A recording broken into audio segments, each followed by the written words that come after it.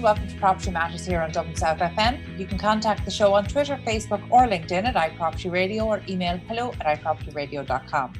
My first guest today is Martina Hennessy, Managing Director of Doddle. Martina, you're very welcome to the show. Tell us about Doddle. Thank you, Carol. So Doddle is a mortgage broker. So we have access to 8 major lenders under one roof. So we would offer mortgages for clients who are purchasers, so first-time buyers and movers, and also a huge element of our business would be switchers. So people who have an existing mortgage and are looking to switch to save on interest. So we have a digital platform that allows you to see on our site what you can save by switching or what your repayments would be if you're looking to take out a mortgage. And then we offer an end-to-end digital service where our clients will complete an application in digital format. They will upload their documents, and we will work then. We have a team of specialist mortgage advisors who'd work to find the best mortgage for their personal options. We're regulated by the Central Bank of Ireland, who monitor the work that we do in terms of the clients when they come to us, what product suits them best, and the reason why they would take a mortgage with a particular lender. Very good. Martina, most people will have heard of Doddle if they listen to the radio in their car at all. Because for the last number of years, you've had a really catchy kind of ad running across Irish radio.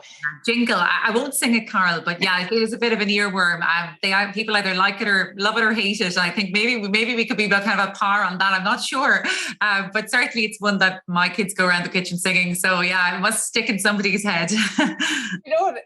I love it. Before we came on air, you mentioned that your kids brush their teeth to it, and I think that's fantastic. So now when I hear it on the radio, I'm not just going to think about the service. I'm going to think about actually getting your kids to brush their teeth as well. So I think that's a great one. But but the reason I mention it is that it's so difficult with something like mortgages.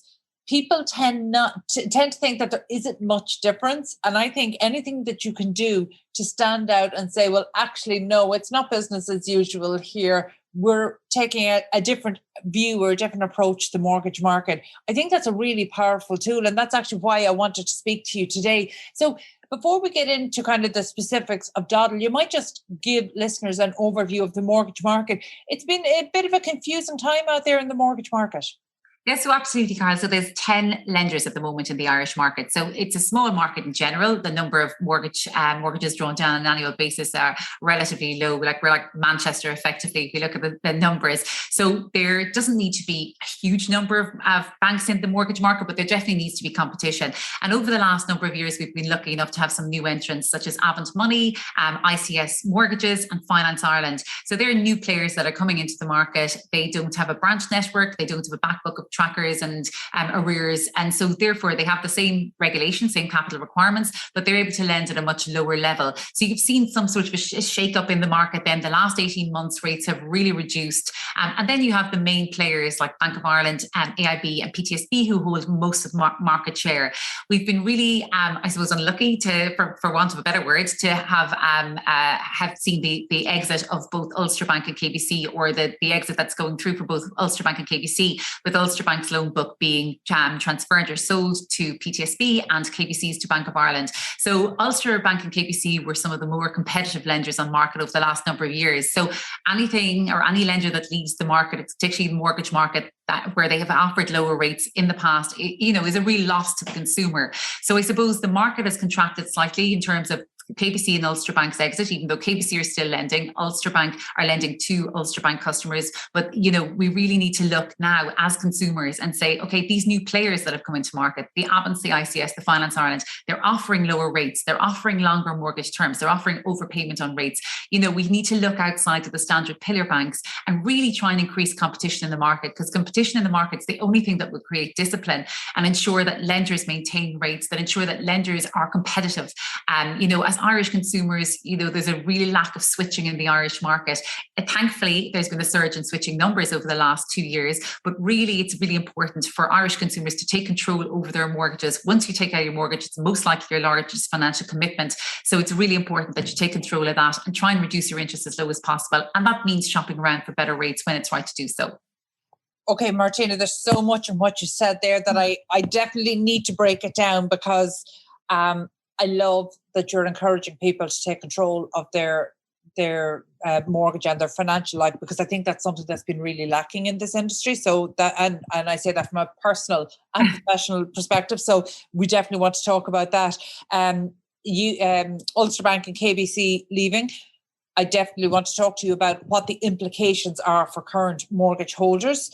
But you mentioned something there that has been a bit of a bugbear of mine over the past number of years, and it's something that's come up in media maybe every year or so. But lack of competition in the market.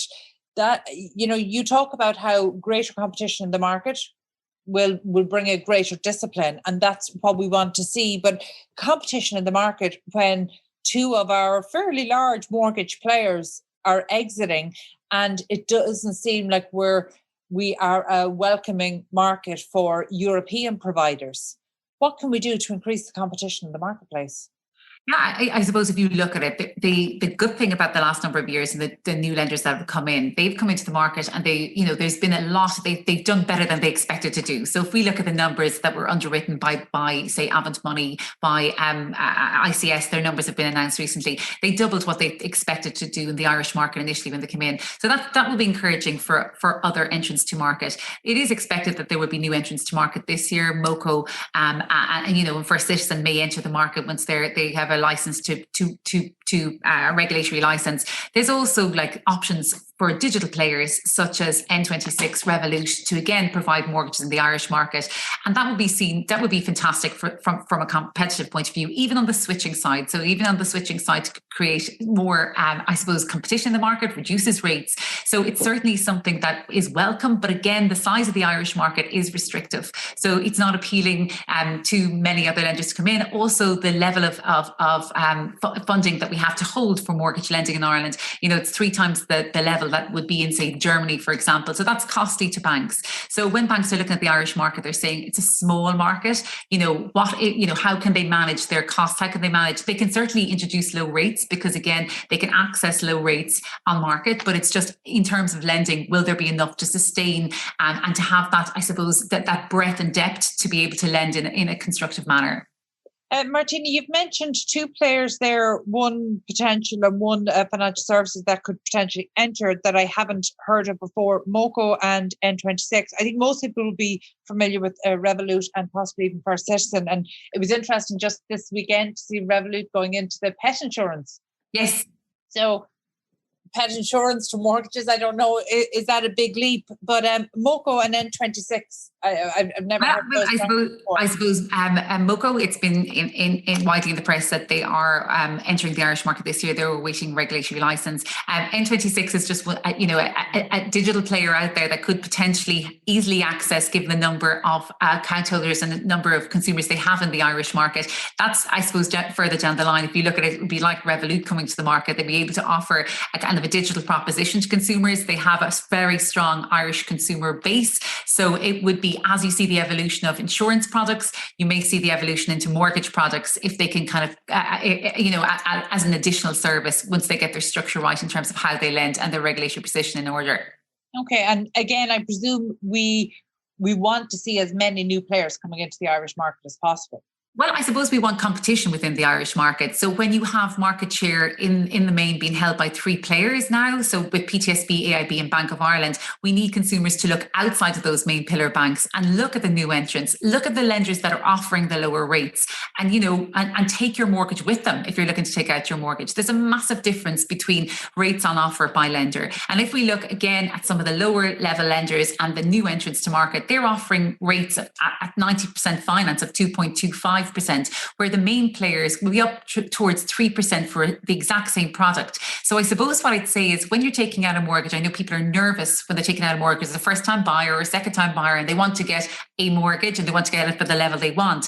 But just to be aware that there's multiple players on market. And that's why getting advice from a broker is key, because brokers offer market-based advice. We offer advice across a range of lenders. And the idea and I suppose the objective of a broker is to find a mortgage that best suits your needs. So we all are aware of the central bank rules and the central bank limits on lending and that they're restrictive. So anybody who's buying in an urban area, they'll be aware of what exceptions are. And exceptions are available across all lenders. But really, if you're looking to take out a mortgage, it's important to understand what each lender will offer you, because it varies by lender based on variable income, based on, if you've bonus or commission or overtime. So it's important to shop around when taking your mortgage, both from a mortgage eligibility point of view, but also in terms of rate. Well, we'll get on to the wider issue of shopping around in a moment. for those mortgage holders who are currently with Ulster Bank and KBC, what options do they have?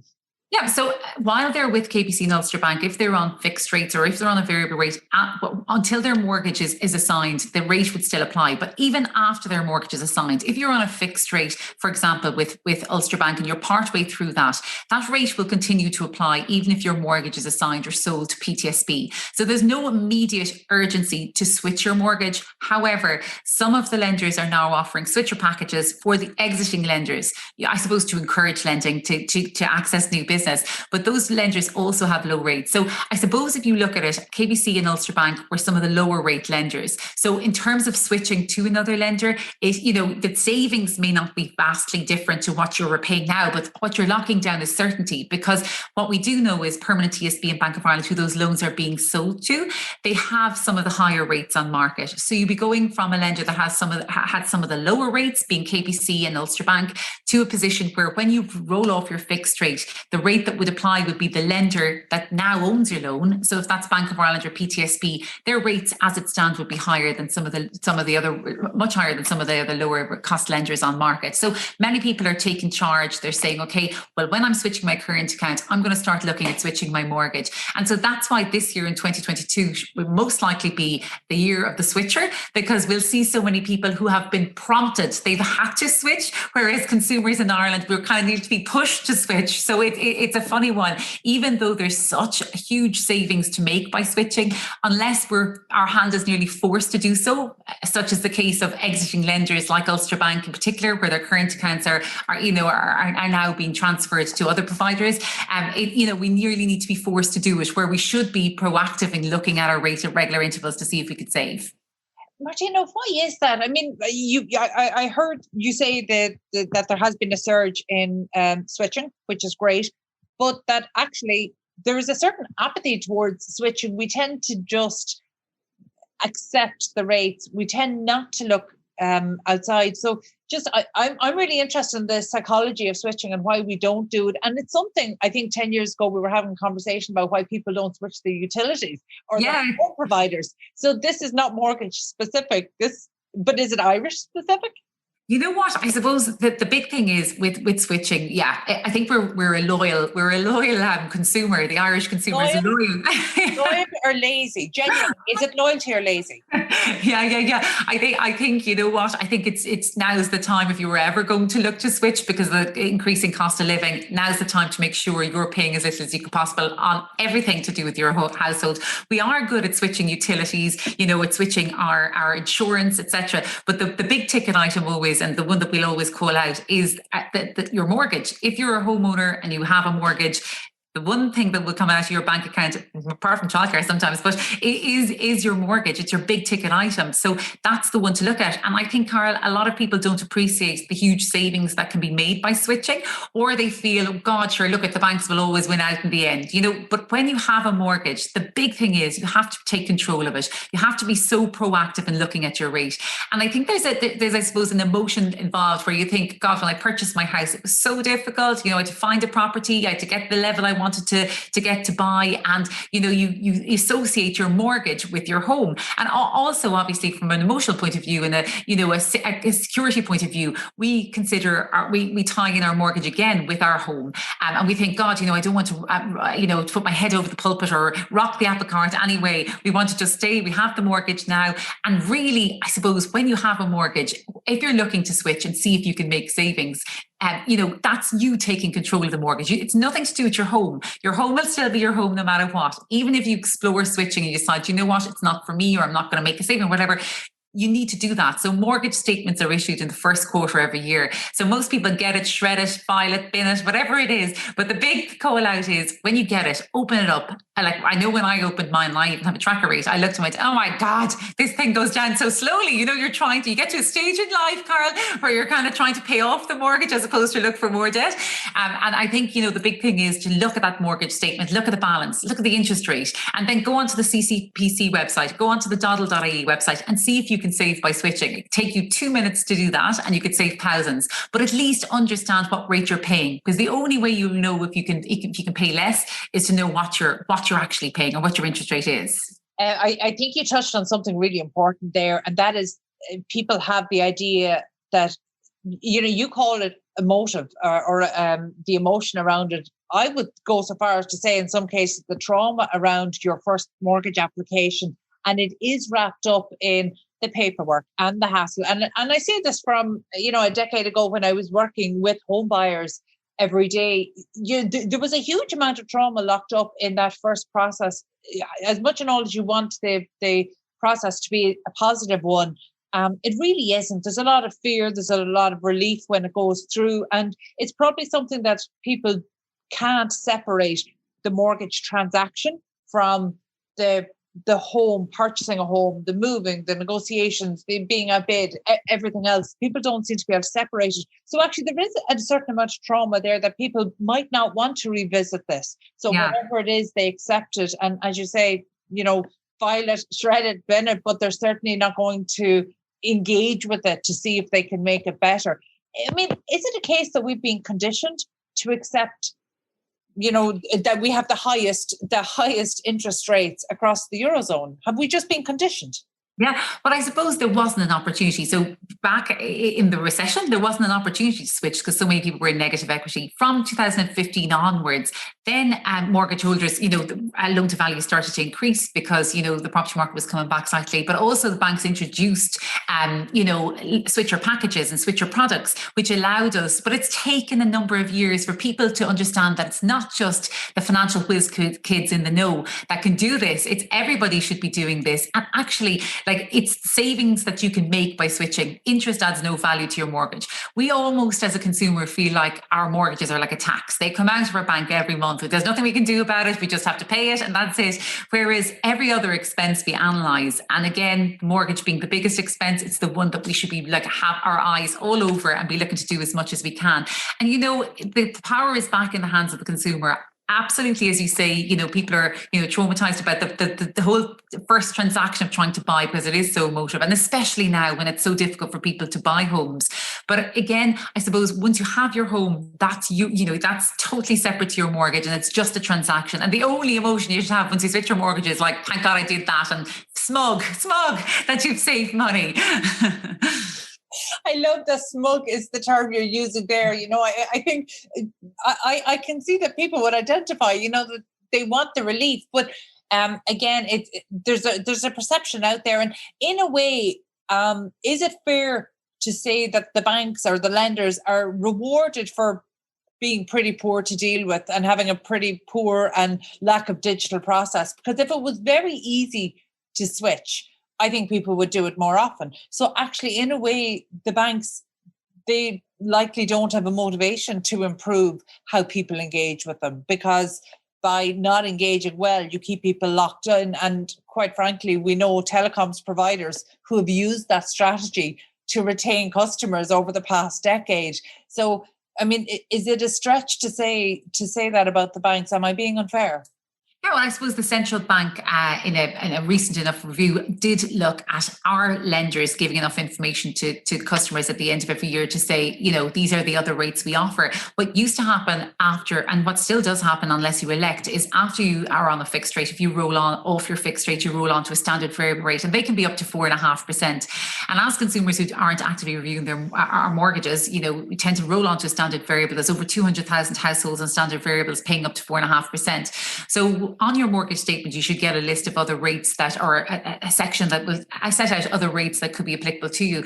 But again, we don't tend to actively take those up. So even if we're getting a statement from a lender to say, this is what you're paying, but these are the other rates you could pay, even if we know that they're lower, we're reluctant to change. We're reluctant in case we make the wrong decision. I think sometimes when we're presented with a number of options, we're I suppose, nervous to pick an option unless, because we're the fear of the unknown, or fearing making the wrong decision. And I think that's why you need market-based advice. Like clients that come to me, they're teachers, doctors, nurses, whatever it is, I couldn't do their job. And, you have to come to somebody, you have to go to somebody who is an advisor in that area, because mortgages are technical products. They're technical products, and you need to have assistance going through a process of either purchasing or switching.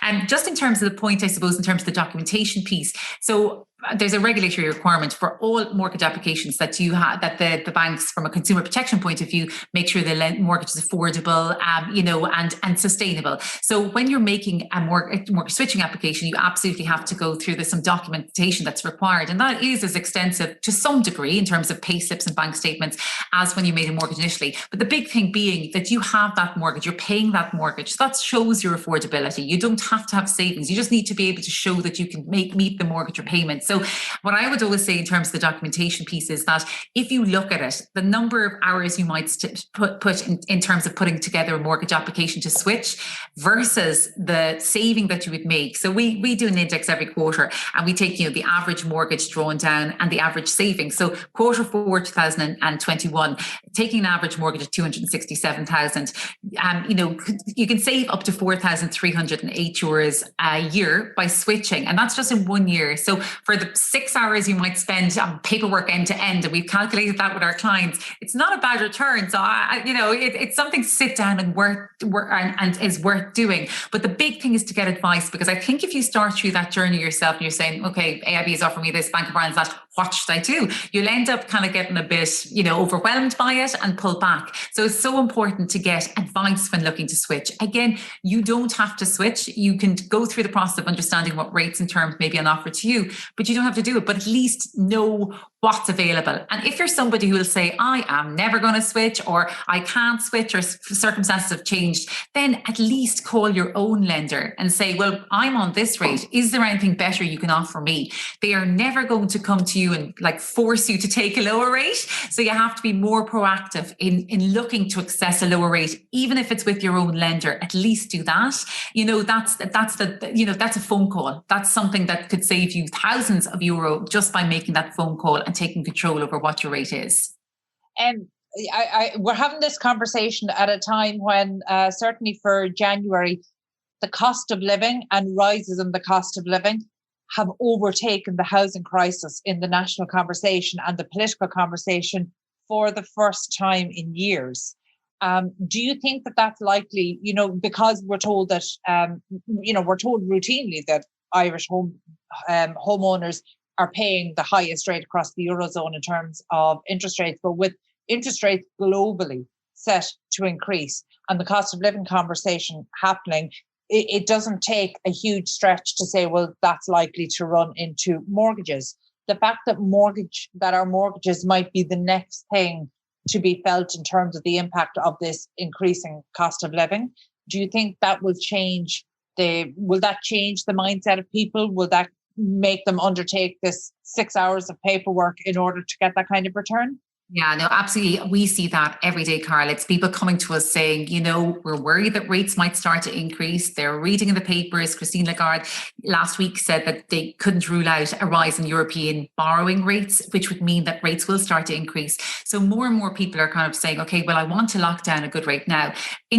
Mortgage interest rates are the lowest they've been in Ireland in the last 12 to 13 years right now. So if we look at it, if we're starting off from a really low base and where rates have reduced in the last 24 months substantially, and introduction of green rates, etc. So there are some really good rates on market. It's a really good time to look at rates. Irish consumers have always favoured 2, 3, 5 year short-term fixed rates. And that's because really above that, they weren't either available or they were extremely costly. So I suppose if we look at it now, again, the new entrants that have come to market have brought in fixed rate terms right up to actually 30 years if you wanted to. But, there's 3, 4, 5, 7, 10-year fixed rates that have really good value at the moment. So if I was a consumer and I wasn't on a tracker rate, because trackers are so valuable, I wouldn't encourage somebody to fix if they were on a tracker rate. But, if you're not on a tracker rate, you should be really looking and saying, okay, well, what rates are out there? What can I access? And the big point being, if you're looking to fix your mortgage, don't just fix with the first lender that comes your way. Because if you're fixing for 5, 7, 10 years, if you get that rate, if you're paying more than you need to on that rate, it's not just in the short term, it's for an extensive period of time.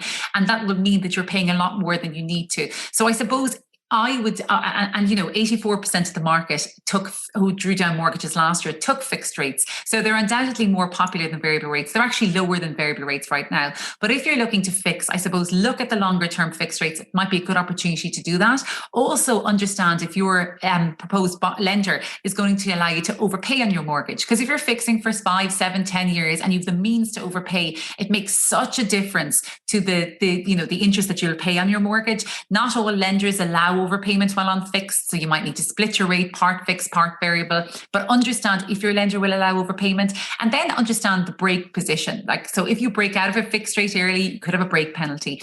The big thing now being that the cost of funds is so low, the break penalty is related to the cost of funds when you lock in versus when you break out. And because the cost of funds is so low, it mitigates the risk of a penalty, but it certainly doesn't negate it. So just be aware that there can be a penalty if you break out of a fixed rate early. If you're in a home that you're going to be in for the long term, perhaps it's worth looking beyond that 5-year fixed, which we normally look at, go to 7 or 10-year fixed rate. The big point being, make sure you research the market and see what rate is lowest for your loan to value. So what's the lowest rate you can achieve? Because otherwise you'll be paying a lot more if you're fixing for a longer term than you would if you chose that lower rate. Okay, Martina, just before we finish up today, because you've definitely made it sound like there's a huge range there between the highest and the lowest. That's never the perception of the mortgage market. So can you specifically kind of talk us just through that range? Yeah, well, I suppose, if we look at it, many of the standard variable rate holders, so we discussed that there's like 100,000 people, over 200,000 people on standard variable rate. So they can be up to 4.5%. The lowest rate then on the market is 1.95%. But if we take any range in between, so if we talk about the top end, okay, so the first time buyer taking out a mortgage at 90% finance, they could access a 3-year fixed rate at 3%. And probably one of the lenders who has the highest market share has a 3-year fixed rate at 3%. And then some of the new entrants are at 2.25%. So the difference on that is huge for mortgage holders, okay? If we look and again say that the consumer, when we look at our index, that €267,000 mortgage, the person on paying the higher rate versus the lower rate is paying 4,300 more a year. So there is a massive range. But also the big important point, Carl, is we have seen double-digit home inflation over the last number of years. So when you look at rates are tiered by loan to value. So what that means is the lenders take your mortgage amount versus the value of your home, and they will give you a rate based on a threshold. And generally it's like, less than 60%, 60 to 80, greater than 80% loan to value. When you hit 80% loan to value, the drop in rates is hugely substantial. It's almost 0.5%. So where somebody has purchased a property, even as recently as 2020, or 2020, sorry, their loan to value is going to be so much stronger. If they borrowed at 90% at that time, because of house price inflation, their loan to value should be at 80%, and they can lock down a much lower rate. So I suppose that's a consideration. The big difference between the lenders: don't just accept the first rate you're offered. Make sure you understand what rate you could get for your loan to value. And again, that's the mortgage divided by the value of the property, can differ so widely. Again, we could take the example of somebody with 60% loan to value. So a lot of our switchers, if they're switching, they've built up equity in their home, they're opting for the lowest market rates, which are 1.95%. They are coming from lenders. And at the weekend, I had a client who is paying 3.9% as a variable rate. And we could switch them. And it wasn't even to the lowest market rate. It was to a 2.05% rate. And they were saving €595 a month. And it's like, I know that's it's like, for me, it's incredible. Like, it's like somebody coming up to you and giving you €12.50 notes a month. I'd love it. There's a lot I could do with that, but it is amazing. I know that's just one example, and not everybody says at that level, but certainly it's just, for me, I'm probably a sad mortgage nerd, but I get very excited about the fact that is what somebody could save, because if you don't do that, the bank is just eating up that money in interest. It adds no value to you, no value to your mortgage. And it's so important just to be so active in terms of your mortgage interest. Martina, I can just visualize somebody walking away with €12.50 notes. That's a very powerful way to share that. Now, a month. There's the feeling of being smug. If you can get that into your hand every month, that you've earned the right to feel smug. Martina, thank you so much. Look, you've actually opened my eyes in terms of the opportunities that are out there, but more importantly, probably the accessibility of those opportunities, that maybe it's not as difficult, and that the range is much broader maybe than consumers realise. So thank you so much for taking us through that. That was Martina Hennessy, Managing Director of Doddle. We need to take a quick break now. Stay tuned. 93.9 Dublin South FM. Welcome back to Property Matters here in Dublin South FM with Carol Tallon and myself, Brian Fox. You can contact us on social media at iPropertyRadio or email hello@iPropertyRadio.com. Drogheda West Down County Development Plan is now in its final stages. Councillor Letty McCarthy, Labour, Cathaoirleach of Drogheda West Down County Council, and Senator Jerry Horkin of Field Fall gave their thoughts on it. You had a meeting there. I think it was a final meeting, wasn't it, of the county development plan, where you're going with it and so forth? It's not quite the final meeting, but it was a briefing of the final meeting. We had that on Monday, wasn't it? Monday night or Tuesday night, maybe. So it was, it's a statutory process. So the planners are legally obliged to take us through the process so that no member can say they didn't understand what was the procedure from here on in. So we're at the stage where it was out to public consultation. The planning team held public meetings here in Dundrum and down in Dún Laoghaire to cover both sides of the county, to answer any queries that members of the public would have had. All the maps were on display in Dundrum Council office and in Dún Laoghaire. And people made their submissions. So there was, I think, 120 submissions, and this is at the final stage. We're not at the stage now. Are we happy with 120? Opening. Well, it's people's views. So there are people that want to meet with us and chat with us, and that's how the process works. And then councillors have until, I think it's next Thursday, to put motions in. So we have 3 meetings, in fact, penciled in March to go through. We have to go through each page of the document as it is now. So it's not at the level of deciding we want to rezone land in the corner or something. Where it's not any major stuff at this stage. It's just down to the tidying up, if you like, and issues that came to the table during the last session. Sure. Because they went out on public display, and there's a few areas like that, and then the public are obviously concerned about it, so they're making I don't mean to make light of it, and I mean just being specific, because something came to light in relation to the roundabouts from Glenagiri, I think. Was there anything? There was a lot of, you see, I suppose what most people don't appreciate and understand is, and even some of our members, when a local authority is starting to do their development plan, and it is a very, very, very important document, and it is the blueprint for everything that happens, not just development, but policy and pretty much everything that happens within the county over the next 6 years. But upon saying that, we don't start with a blank canvas. We must take on board whatever government policy is there. We inherit that, whether we want it or not. So even if there's some government policy that we don't particularly agree with, we don't have the power to override that. So we can put stuff into the development plan that's completely at variance with government policy.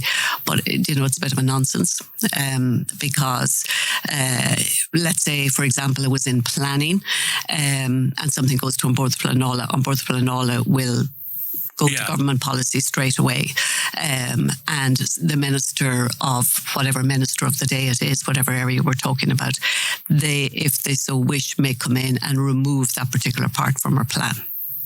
So even though it's councillors that have the say, we have the say if we stay within the parameters provided under the legislation. Does that make sense? Yeah. But please, I think it's fair to say, it's kind of slightly strange for me. This is the first development plan that I won't have had a say in because I haven't been a councillor. I would have been involved with the plan that was approved in 2004 for 4 to 10, and then one from 10 to 16, and the one indeed from 16 to 22. So this is the first time I haven't been involved. But the only people in the country who can actually rezone land are members of local authorities. Nobody else. So it's a very significant process.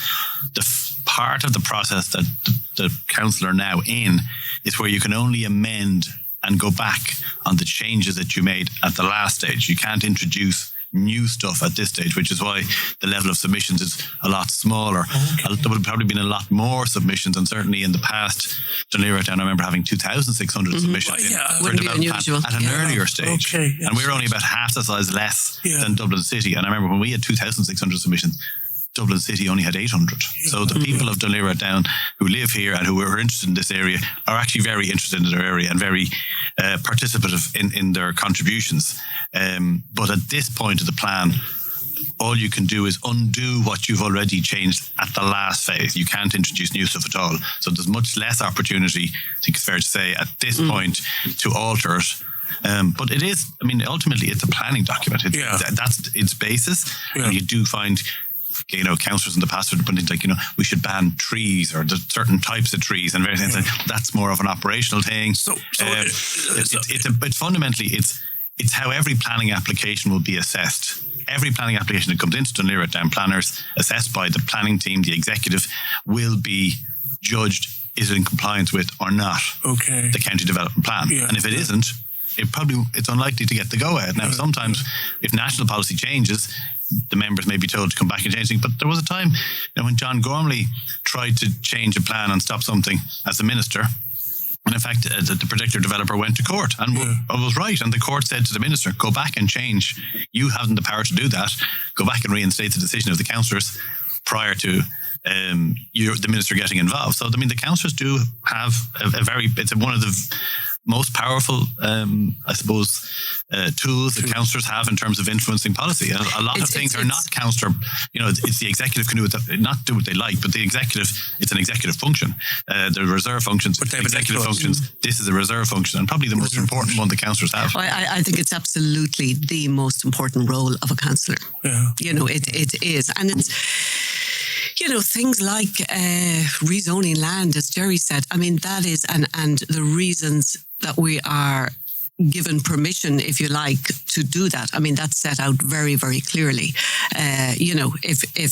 If you're my husband, Brian, and I can make you rich by rezoning your few acres in the corner, that's not my role, and that's not why I'm there.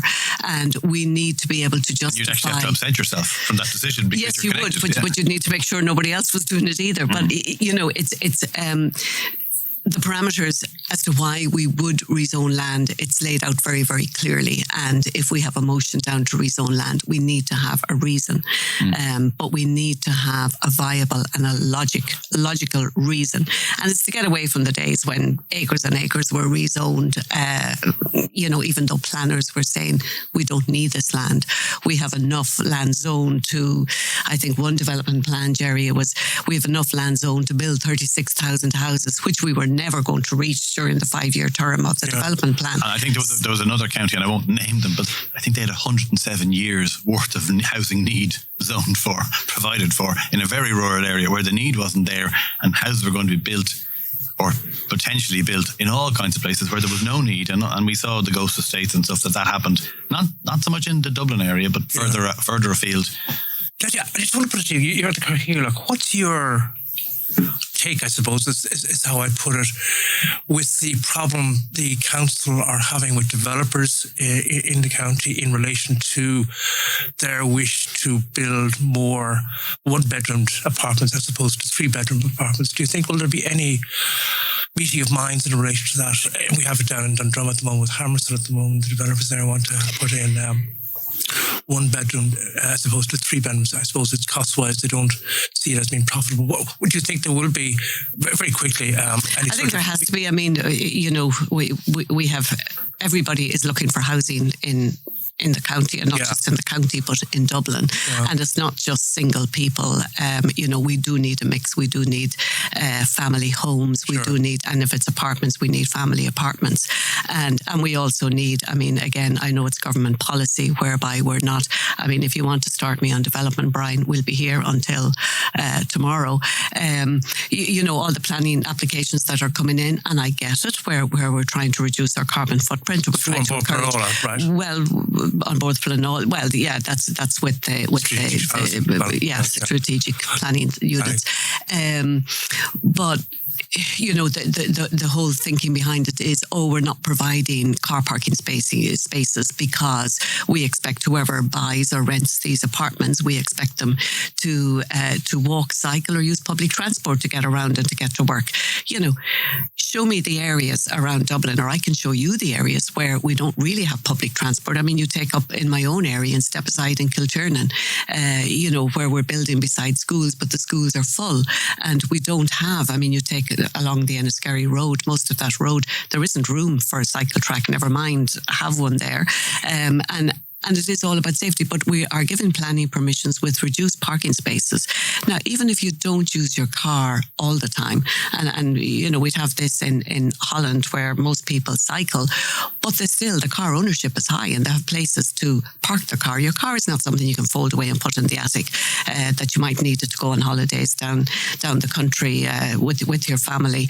And I mean, we have it in the Gallops estate at the moment where developments that are happening close by, and the developers are clogging up the estate because they're coming into work, the construction workers, and they're clogging up the estate. So, we need to practice what we preach. And if I'm a developer saying, I'm going to build 500 apartments, but I'm only going to have 100 car parking spaces, well then, if we expect the people who buy them or rent them to be able to get and manage without a car, so should our construction workers. The irony of it is I think there's a point to be made about the mix of apartment sizes. Family formation is different now than it was. People are tending to form families later, have less children, and there's absolutely a need for 1 and 2 bed apartments, but there's absolutely a need for a 3-bed family sized that you're going to potentially live in and rear a family in as well. Mm-hmm. It's not so much, I don't think, about the price. I mean, the market, you're not going to build loads and loads of 1-bed apartments if everybody wants 3-bed apartments, and you're not going to build loads and loads of 3-bed apartments when there's a massive demand for 1 and 2-bed apartments. I think, developers, it's exactly what it says on the tin. They develop, and they're developing to a market that they see out there, whether that be student accommodation, whether that be people who are transient workers who are here for a few years working in some of the multinationals and, coming in from other countries to work in a Facebook or a Google or an eBay or a PayPal or whatever. And they don't necessarily want or need or could afford a 3-bed apartment, but they could be living on their own. There could be a couple. So it's, in other words, not the profit motive. You're saying developers will always work for a profit. Of course, obviously, but it's not solely the reason for development as such. I would suggest that the planner is going to look at the market and develop what is most attractive for the market. Yes, and if that's 1 bed, it's 1 bed. If it's 2 beds, it's 2 beds. Right. If it's 3 beds, it's 3 beds. Yeah. And families are smaller now than they were when I was growing up. I knew people who had 7 and 8 siblings. You don't hear that too often anymore. Very good. So, but it has to be for the long. We also have a lot of more separation, and people, who are having maybe family homes. You need 2 family homes. We basically have lots of. I mean, I know houses in my area where there were 20 people living in a row of 4 houses. There's now 3 people living in those 4 houses. 3 elderly people, 1 in each, and one of them is empty. Because and now those houses will over time become larger family homes again, but not maybe as big as they would have been historically. Well, the turnover is and just less. People are not having the same number of children by and large. But it has to be with apartments, and as Jerry said there, for families. I mean, you have to be able to live in it. There has to be storage space. If you have a baby, all the space that a baby takes up, people don't realise. A place for bicycle equipment, a place for ski. If you're a skier or a person who plays tennis, place for all. It's not somebody who just has 5 shirts and a hanger and goes home to the country at the weekend. That's not what we can't just be building those. That was Councillor Letty McCarthy, Labour, Cathaoirleach of Dunleary-Rathdown County Council, and Senator Jerry Horkin of Fianna Fáil, giving their thoughts on the county development plan now that it's in its final stages. And that's it from Property Matters this week with Carol Tyler and myself, Brian Fox. You can get in touch with the show on social media at iPropertyRadio or by emailing hello@iPropertyRadio.com. My thanks to Luke Delaney and Peter Rice on sound. We'll be back at the same time next week.